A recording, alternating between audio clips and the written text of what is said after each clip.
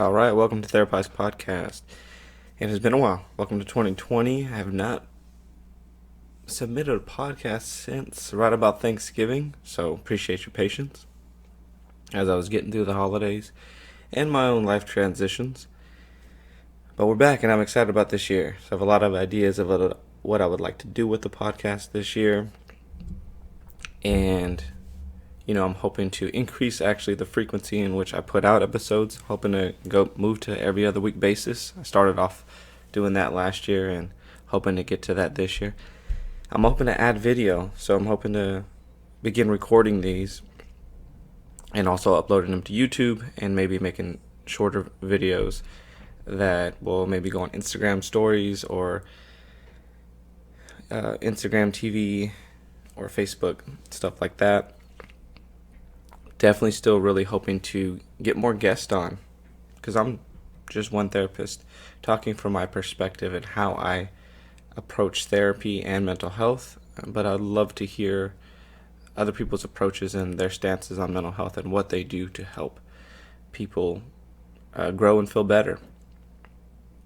Some topics that I really want to cover this year, especially in the beginning, is I really want to cover finding a therapist, and that could be, or finding mental health help or support, because that could be a really daunting task. It's not as easy as just going to the doctor. It can take a lot of time. It could be overwhelming. It could be scary. So that's a topic I want to get into really soon here, within maybe the next month, and give some tips and guidance on maybe how to effectively approach that, or more effectively approach it. I definitely want to get into codependency this year, a little bit more structured. If you didn't listen to The Guilt of Saying No, that was a hint or a little introduction to what an aspect of codependency might feel like, or how guilt can kind of play into our decision making. So check that episode out. But I want to get into that in more detail. Parenting, that's a topic that I didn't completely touch on last year. Last year was a lot of general kind of introductions to ideas, but I definitely want to get more into parenting. This idea of school refusal, which I really work intensely with. It's kind of the main theme in therapy I've worked on the last several years is school refusal, and it's become more and more common from what I can tell, or at least in the work I've done last several years, and that's just anecdotally, but what I've seen in the Bay Area. So I want to get into that and the different maybe mental health, how mental health intersects with the educational system, or how children's educational experience can impact their mental health, and also then how that translates to the home environment with parents. But yeah, I'd still love feedback from every one of you all on what topics would feel relevant. And if you're a mental health professional, once again, I invite you to reach out to me, and let's figure out how to get your voice out there as well, and spread your skills and knowledge. But also on the other end, if you're a person that has a mental health story you'd like to tell, or your journey in mental health is something that has been really impactful or helpful, I'd love to sit and have a chat with you as well. Some other things I'm hoping to do this year is also get maybe somewhat topical on certain resources and kind of break them down to a more palatable understanding for the audience.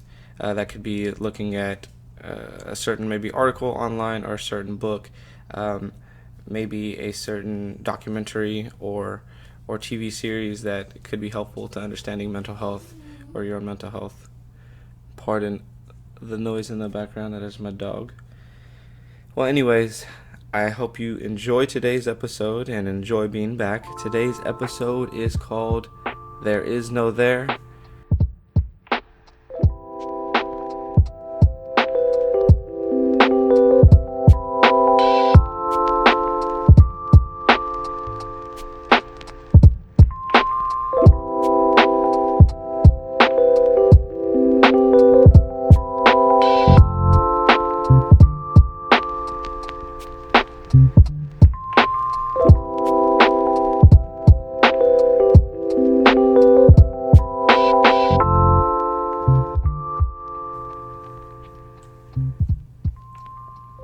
All right, welcome to today's episode of Therapized Podcast.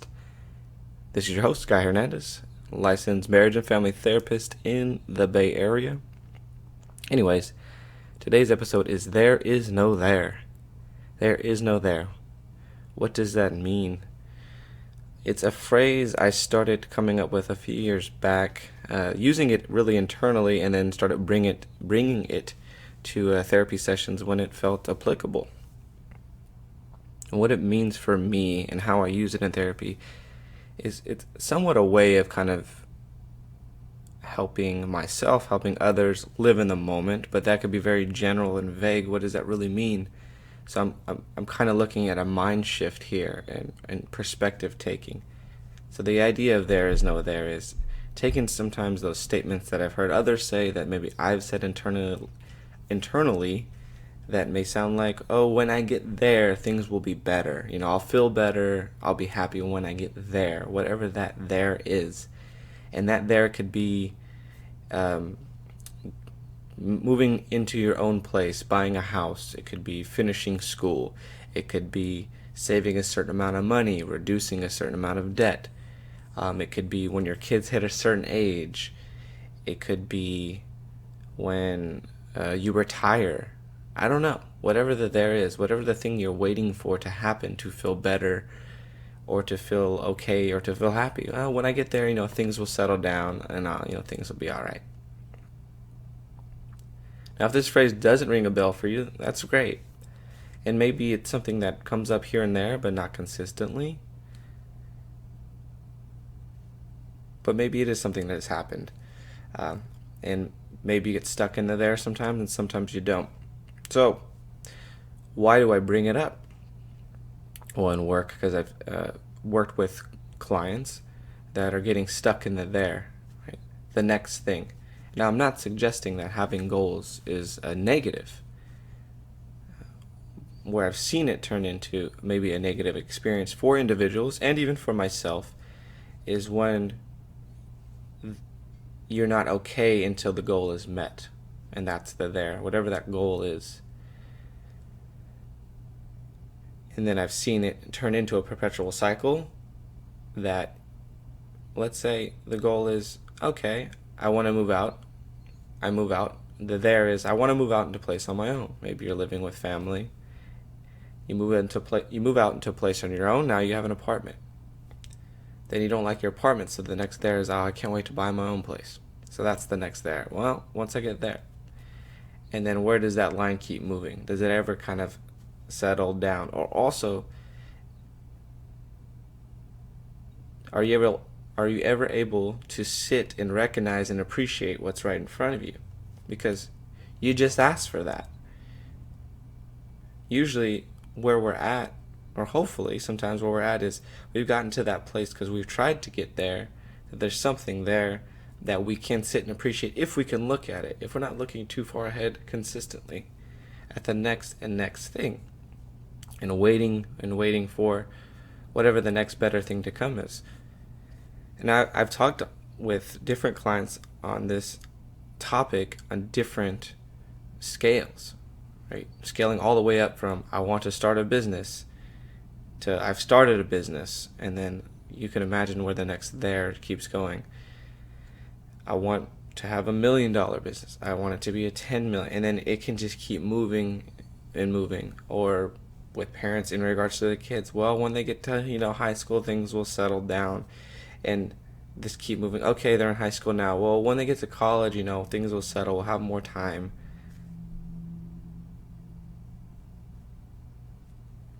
What I'm getting at is then when I've seen that interaction of holding on to the theirs as the there is better than now, is it can kind of disempower us from taking advantage of where we are actually at. If I kind of put it off and say, well, when I get there, then I kind of potentially or mentally create the mindset that I don't have to do anything about it today then. And I could just stay where I'm at today, and then maybe the there actually never does exist. So that's another point that I want to emphasize is we can stay on the there. Once I get to that that goal, things will be fine. But is there a guarantee that that will actually ever happen?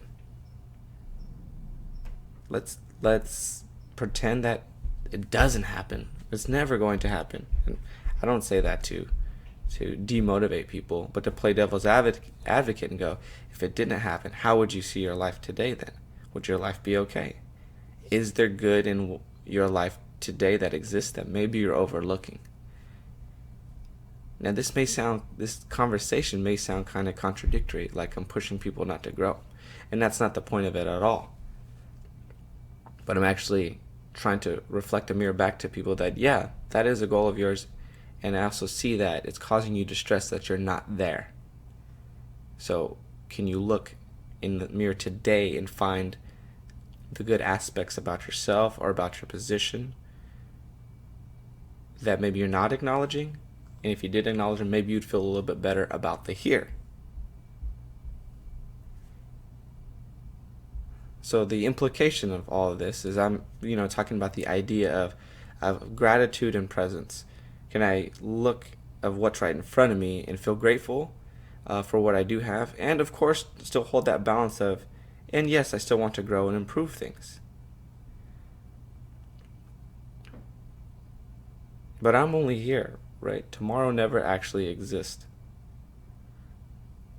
And this topic really came up and became relevant because a year ago, roughly, I had just finished like a 5-year career plan, from stating this is my 5-year goal, completing that 5-year goal, and actually going beyond what I imagined, so surpassing that 5-year goal. And I was almost missing that it happened. And then I had to stop and go, wait, the position you're in right now, this is everything you had hoped for 5 years ago. Now you're here and you're looking over there. You didn't even stop to acknowledge it, that you did all that work to get to this point.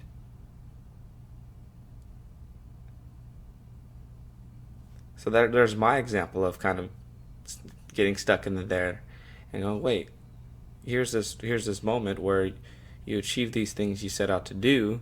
This was your there a few years ago. Now that you're here, you're looking over there and it's too far, and you're kind of still in that same position internally of it's not enough. And once again, not suggesting that I'm ever I push people to reflect, right? I challenge people to reflect on how they see things and see if we can broaden that perspective. And I'm not suggesting to someone that they don't have goals, and I'm not suggesting to someone that the goal won't, if they get there, that it won't create some sense of accomplishment and joy.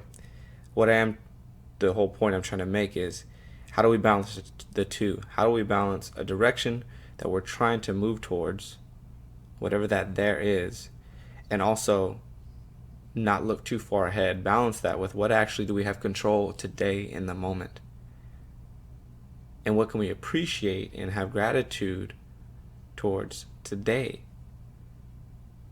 Because if we kind of living in the there, it could potentially just keep moving as we move along and prove to be ever elusive.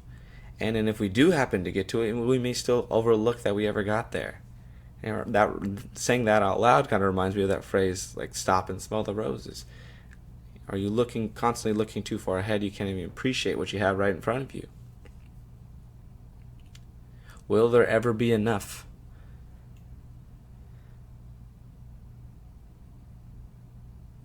Or you're just waiting until the there happens, which may never happen. And once again, if it does happen, maybe you overlook it because always looking at the there. So that's my idea of there is no there. And in that statement, it means a lot of things. For me, anyways.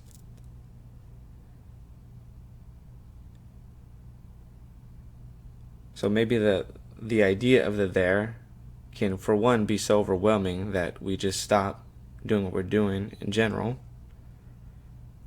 Maybe it serves as a rationalization or excuse to do nothing differently today. And remember, I'm not judging, rationalizing our situations. We do that to somewhat feel better, right? To somewhat benefit ourselves, because if we're stuck in thinking of that we're less than or not doing good enough, and that doesn't really feel good to be in that place. So that's where we can get to the when I get there kind of statements. Yeah, things will be fine when I get there. Once I'm there. So what's right in front of you? And then this is the next part I bring to people too, is that let's say you're stuck in the there, and it's more of an overwhelming kind of there. Then I would say you're looking at the big picture, right? You're looking at the mountain to climb, when what's right in front of you today is probably manageable. But we're not starting the manageable task because we're stuck in the there, whatever that future. I'm not going to go back to school because that's 2-4 years. That's a lot of time. I was like, what's right in front of you though? That's just one example. Think about what are the there's that you're getting stuck in. Are you looking too far ahead to this ideal future that you're missing the steps right in front of you? Are you looking too far ahead into the future that you